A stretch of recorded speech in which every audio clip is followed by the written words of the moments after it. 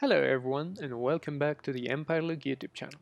My name is Andrew from CRCT Productions and today I'll be doing a technical review of set number 71374 NES Nintendo Entertainment System. We'll be taking a look at the part selection in this set, as well as some of the most interesting part usages and building techniques used throughout the model. Before we start, I would like to thank LEGO for kindly providing us with this set. But anyway, let's get started. This set retails for $230 in the United States or €230 in Europe. It contains 2,646 parts with a total of 516 unique elements. The first thing to notice about the parts is the high amount of printed elements included in the set, especially when compared to the number of stickers. We have a total of 48 printed elements compared to only 3 stickers, all 3 of which are actually supposed to be stickers on the real product, so having them being stickers actually makes it more accurate to the actual product. And while most of these are Mario, Nintendo themed, I'm sure there's many fun and interesting ways of implementing them in mocks in other settings. There's also a rather large selection of rare parts that come in very few sets until now, or in some cases are exclusive to this set, as well as some new elements that were first introduced for the NES. Besides that, we have a large abundance of black, light bluish gray, dark bluish gray, and reddish brown elements. Although I would like to highlight the decent selection of parts in some rarer colors like dark turquoise or teal and medium blue. There's also quite a few parts in medium nougat and dark orange, which are 2 of my personal favorite LEGO colors. Great for terrain building and a lot of fun to use in buildings and vehicles as weathering, accent colors and whatnot. But anyways, enough talk about the parts, let's get to the building. Overall, I found the building process to be very interesting and enjoyable, with quite a few interesting techniques hidden throughout the entire set, used to achieve certain textures, finishings, and even mechanical functions.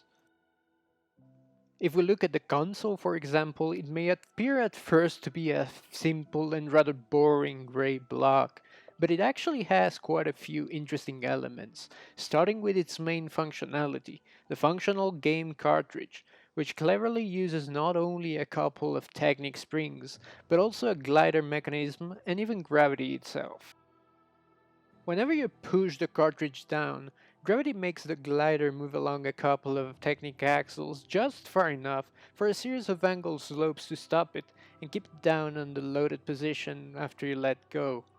When you push it down once more, a couple of other slopes placed on the bottom make the glider move further, allowing it to clear what previously locked it down in place.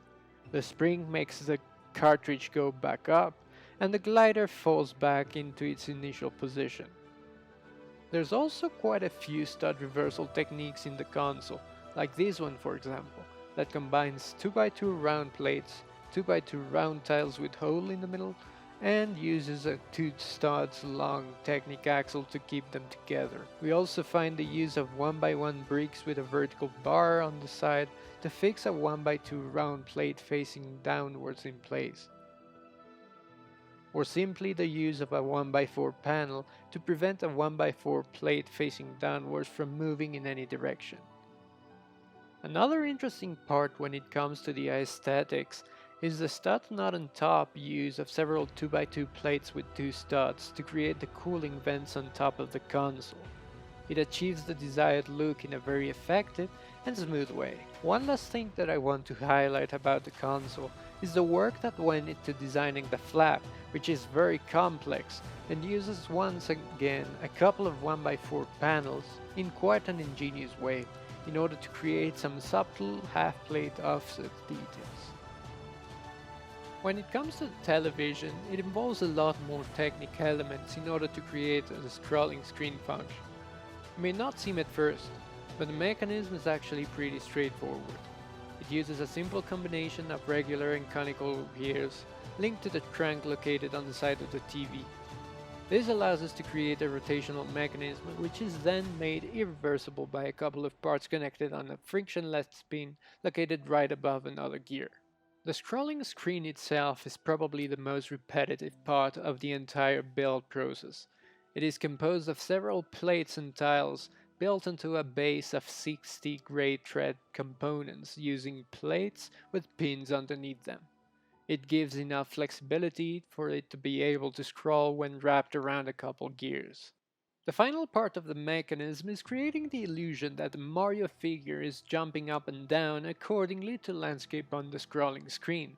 For this, the designer used a transparent dish on the back of the figure, which will guide its motion based on the setups of the screen background. The subassembly is then connected to a bar on a frictionless pin, which will allow it to move fluently and with ease. Another clever mechanism on the TV is used to create the realistic segmented rotation of the channel dial. To achieve this, they use the flexible rod that slightly overlaps with the teeth of a gear, thus creating the desired segmented motion. All the other interesting techniques I found in the set are more aesthetical choices made to recreate certain looks or textures. Like for example, they chose to use a black 1x1 round plate with a bar on the bottom for the start and select buttons on the controller. They also chose to go with an anti-stud look of 40 1x1 black plates for the speakers. They used a light bluish gray barrel to mimic the TV's coaxial cable input, or then again they used one of the newer 2x2 turntable plates in black as the power socket. Overall, I'd say this is one of the most interesting sets that I've built in a while when it comes to its technicality and building techniques. I would personally recommend getting the set, and I'd say it's totally worth the price point. It is an excellent set as a fun and accurate display model, and an even better one in providing people with clever ideas of cool building techniques they could possibly use in their own mocks. And if for some reason you don't feel like keeping the set together, it offers an excellent part selection for mock builders. If you'd like to see more about all the possibilities this set offers, I'd recommend you stay tuned, as I'll be working here on the channel some possible alternate builds and finding other fun ways of using some of the most intriguing parts included in the set. If there's any particular element you'd like to learn more about, or a specific alternate build you'd like me to make, let me know in the comments below, and I'll be sure to include it in the next video. Also, let us know if you enjoyed this style of review. If you did, please consider liking the video, subscribing to the channel, and tell us what sets you'd like to see next. But anyways, thank you so much for watching, and until next time.